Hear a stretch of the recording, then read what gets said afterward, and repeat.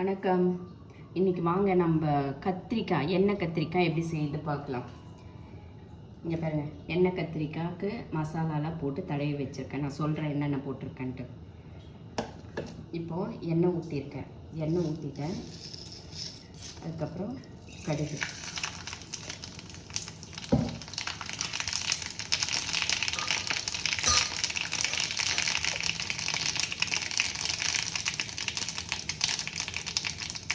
இப்போ கடுகு பொரிஞ்சிச்சு.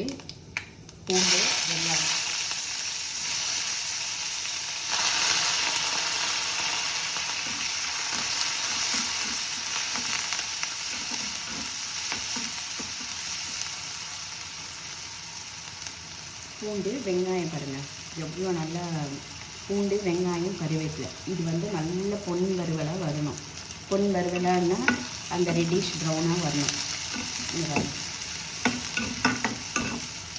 ரொம்ப தீயவும் கூடாது, ரொம்ப வதங்காமல் இருக்கவும் கூடாது. பொன் வறுவல்.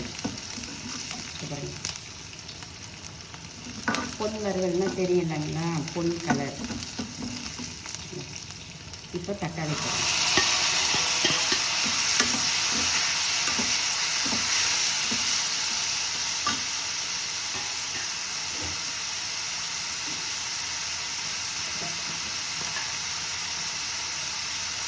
கொஞ்சம் லைட்டாக உப்பு, ஏன்னா நான் அந்த மசாலா தடவி இருக்கேன். இது லைட்டாக போடணும். அதுக்கப்புறம் பெருங்காயம்,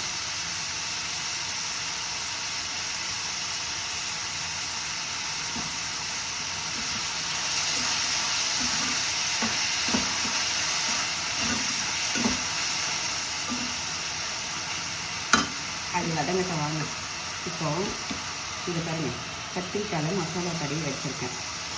இதில் என்னென்ன மசாலா இருக்குது அப்படின்னா, இதில் காஞ்ச மிளகாய், தனியா, வெந்தயம், கொஞ்சம் லைட்டாக கடுகு, சீரகம், மிளகு, ஒரே ஒரு துளி புளி, இதெல்லாம் போட்டு அரைச்சிட்டு உப்பு ஆட் பண்ணி இன்னொரு முறை சொல்கிற பாருங்கள். காஞ்ச மிளகாய், தனியா, அதுக்கப்புறம் மஞ்சத்தூள், மிளகு, ஜீரகம், அதுக்கப்புறம் பெருங்காயம், வெந்தயம், உப்பு, ஒரே ஒரு துளி புளி, அதெல்லாம் போட்டு அரைச்சிட்டு மிளகாப்பொடி போட்டு எல்லாத்தையும் நல்லா அரைச்சிட்டு, ஏன்னா மிளகா ஒரு வாசனைக்காக மிளகாப்பொடி கொஞ்சம் மிக்ஸ் பண்ணிக்கணும். போட்டு எல்லாத்தையும் போட்டு ஒன்றா அரைச்சிட்டு அதுக்கப்புறம் இதில் தடவி இருக்கேன். இப்போ ஒவ்வொன்றா இது பெரிய கத்திரிக்காய், அதனால நான் பாதி கறியை கட் பண்ணியிருக்கேன். பாருங்க, இது உள்ளெல்லாம் தடவி ஒரு 1/2 hour ஆச்சு, ஊற வச்சிட்டேன். ஒரு 1/2 hourக்கு ஊற வச்சுட்டேன். இப்போ என்ன பண்ணுவேன், இதை குழம்பு வைக்க மாட்டேன், ஃப்ரை பண்ண போகிறேன். இப்போ தக்காளி வதங்கிடுச்சு.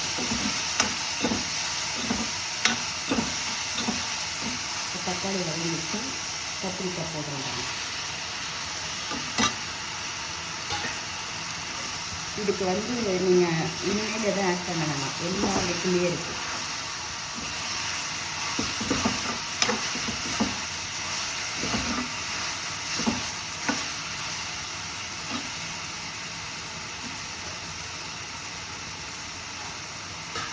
நம்ம இப்போ கொஞ்சோண்டு தண்ணி, இந்த மசாலாலாம் போட்டோம் இல்லையா, அதை நான் கழுவி வச்சுருக்கேன். அந்த தண்ணி அவ்வளோதான்.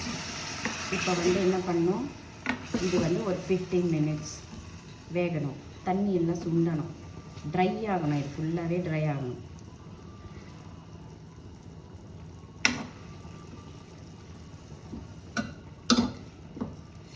இது இந்த தண்ணி ஃபுல்லாக ட்ரை ஆகணும்.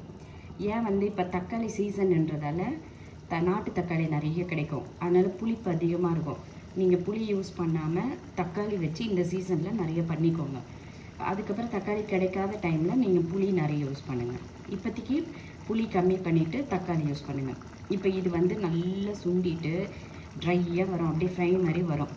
அந்த டைமில் நீங்கள் ஆஃப் பண்ணிக்கலாம், நல்லா கிளறி விட்டு ஆஃப் பண்ணிக்கலாம். இன்னொரு விஷயம் என்னென்னா, இது ரசத்துக்கு மிளகா கிள்ளி போட்டு சாம்பாருக்கு நீங்கள் வச்சு சாப்பிட்டுக்கோங்க. இல்லையா உங்களுக்கு இதுவே ஒரு குழம்பாக வேணும்னா நீங்கள் கொஞ்சம் லிக்யூடாக வச்சுக்கலாம்.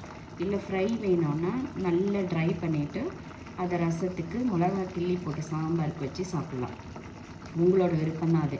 இதுவும் வந்து எல்லாத்துக்குமே சாப்பிடலாம், சப்பாத்திலேருந்து உங்களுக்கு தோசையிலேருந்து சாதத்துக்கு. ஆனால் இட்லிக்கெல்லாம் கொஞ்சம் நல்லா இருக்காது.